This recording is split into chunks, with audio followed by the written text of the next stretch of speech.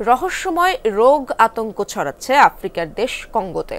মঙ্গলবার বিশ্ব স্বাস্থ্য সংস্থা জানায়, ইকুয়াতর প্রদেশের 2টি গ্রামে অজানা এই রোগে মৃত্যু হয়েছে কমপক্ষে 53 জনের। এখন পর্যন্ত সংক্রমিত 419 জন। 21 জানুয়ারি থেকে শুরু হয় সংক্রমণ। দ্রুত রোগটি ছড়াচ্ছে, এই সতর্কবার্তা দিয়েছে WHO। তবে এখনও রোগটির কারণ ও কিভাবে এটি ছড়াচ্ছে সে বিষয়ে কোনো তথ্য নেই বিশ্ব স্বাস্থ্য সংস্থার কাছে। সংস্থাটির আফ্রিকা অফিস জানায়, প্রথমে একটি শিশুর শরীরে শনাক্ত হয় রোগটি। দাবি, বাদুড় খাওয়ার 48 ঘন্টার মধ্যে শিশুটির মৃত্যু হয়। আক্রান্তদের ইবোলা ও মারবার্গ ভাইরাসের পরীক্ষা করা হলেও শনাক্ত হয়নি এসব রোগ।